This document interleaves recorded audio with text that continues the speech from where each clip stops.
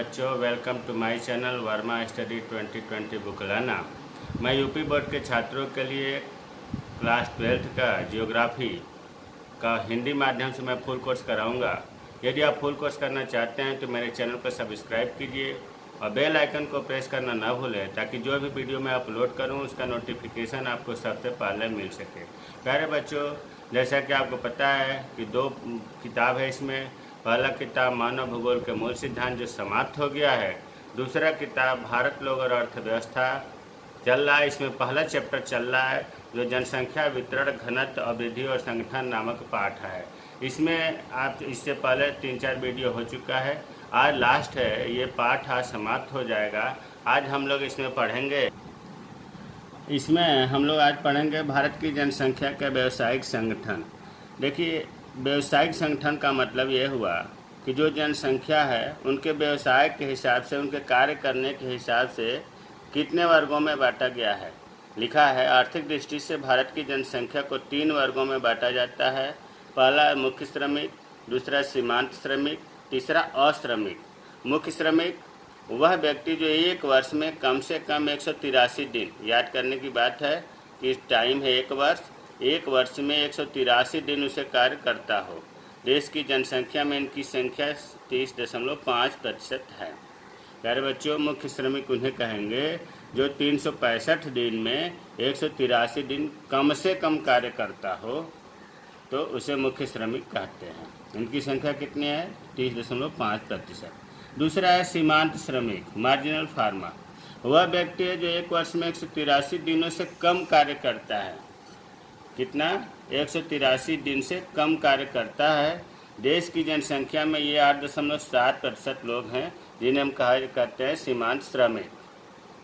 और तीसरा है अश्रमिक, अर्थात ये श्रमिक नहीं है। अश्रमिक या गैर कामगार वह व्यक्ति जो वर्ष भर अपनी आजीविका के लिए कोई कार्य नहीं करता, ये दूसरे पर निर्भर होते हैं, ये कार्य नहीं करते हैं, अश्रमिक कहते हैं। तो 3 कैटेगरी हो गया। मुख्य श्रमिक जो 183 दिन से ऊपर कार्य करते हैं।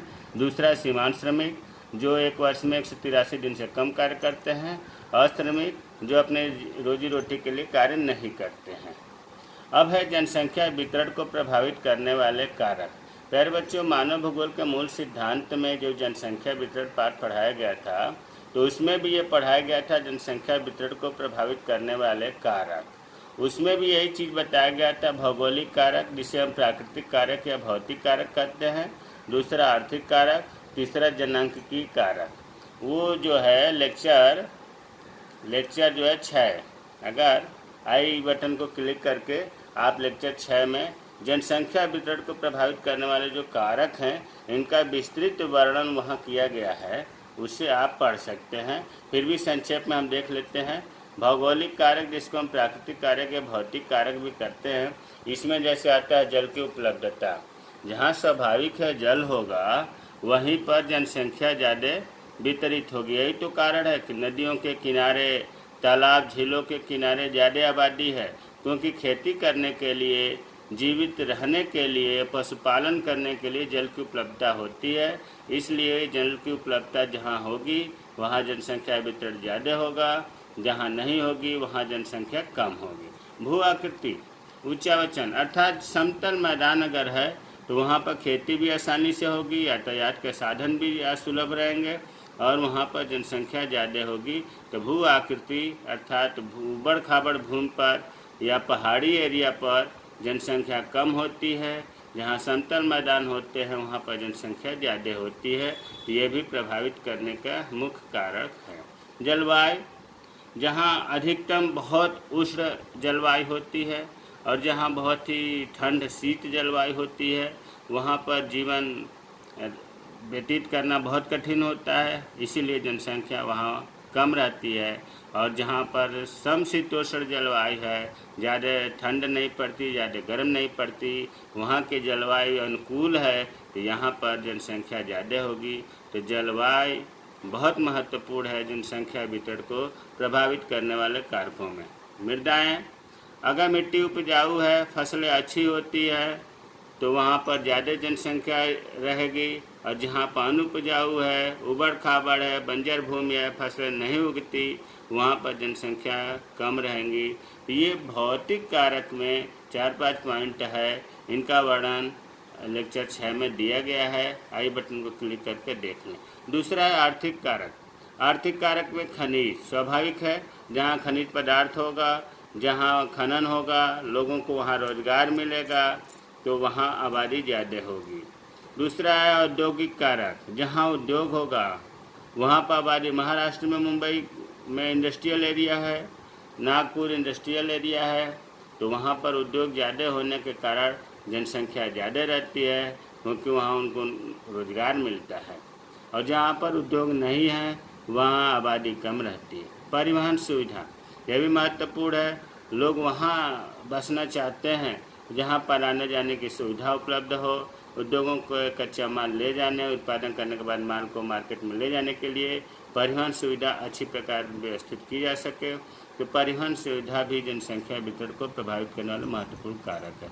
नगरीकरण, नगरीकरण में जानते हैं कि लगभग सभी सुविधाएं, जल की हो, यातायात की हो, परिवहन की हो, चिकित्सा की हो, शिक्षा की हो, सब चीज़ों की सुविधाएं उपलब्ध होती है। इसलिए नगर में ज़्यादा आबादी रहती है, गांव से लोग नगर की तरफ ज़्यादा आकर्षित होते हैं। आधारभूत सुविधाएं, जहाँ पर आधारभूत सुविधाएं अर्थात रोटी भी मिल जाए, कपड़ा भी मिल जाए, मकान भी मिल जाए, यातायात के साधन मिल जाए, जितनी ज़रूरत की चीज़ें हैं जहाँ पर उपलब्ध होती है वहाँ पर जनसंख्या ज़्यादा बसती है। और जहाँ पर आधारभूत सुविधाएं उपलब्ध नहीं होती वहाँ जनसंख्या कम होती है। यह भी महत्वपूर्ण फैक्टर है। जनसांख्यिकी कारक, प्रजनन दर, मृत्यु दर और प्रवास। जहाँ जन्म दर और मृत्यु दर होगा, प्रजनन दर मीन्स जन्म दर, अर्थात ये बहुत महत्वपूर्ण। जहाँ जन्म दर ज़्यादा होगा, मृत्यु दर कम होगा, वहाँ जनसंख्या ज़्यादा होगी। और जहाँ पर जन्म दर कम हो, मृत्यु दर ज़्यादा होगा, वहाँ पर जनसंख्या कम होगी। उसी तरह से प्रवास भी महत्वपूर्ण है।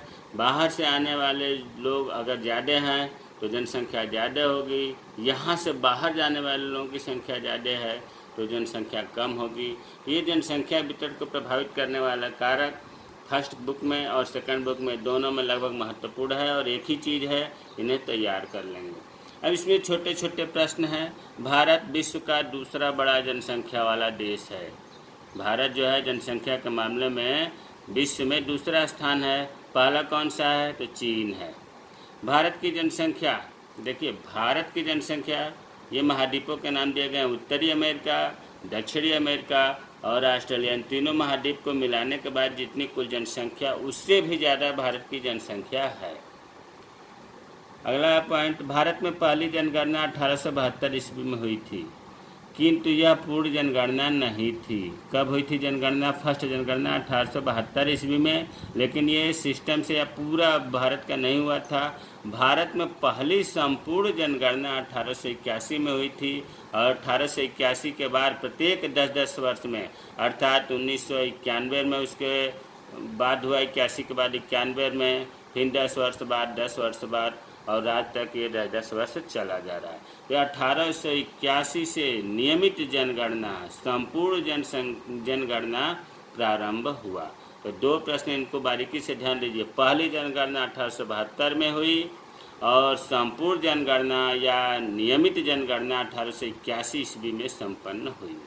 अगला क्वेश्चन है, भारत में 10 से 19 वर्ष के आयु वर्ग को किशोर जनसंख्या कहते हैं। और इससे पहले आपको बताया गया था कि 15 से 59 वर्ष 59 ईयर्स तक के जनसंख्या को हम कार्यशील जनसंख्या, व्यावसायिक जनसंख्या भी कहते हैं। 15 से 59, और यह है किशोर जनसंख्या 10 से 19 वर्ष को कहते हैं।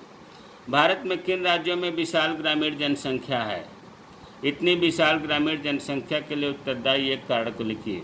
आपको जनसंख्या के हिसाब से फर्स्ट जब शुरू किया था तो आंकड़े दिया था। उत्तर प्रदेश जनसंख्या के मामले में फर्स्ट स्थान है, दूसरा स्थान महाराष्ट्र है और तीसरा बिहार है।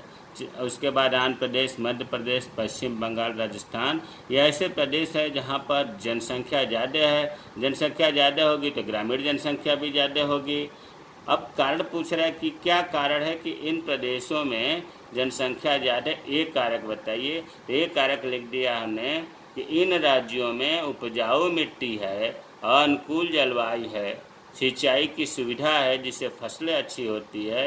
यही कारण है कि जनसंख्या यहाँ ज़्यादा होती है। लोगों को रोज़गार भी मिल जाता है, भोजन की व्यवस्था आसानी से हो जाती है। तो एक कारण में आ गया उपजाऊ मिट्टी, अनुकूल जलवायु एवं सिंचाई की सुविधा के कारण इन प्रदेशों में जनसंख्या ज़्यादा है। प्यारे बच्चों, सेकेंड बुक में जो भारत, लोग और अर्थव्यवस्था है, इसमें चैप्टर 1 समाप्त होता है। अब कल चैप्टर 2 चलेगा। जय हिंद, जय भारत।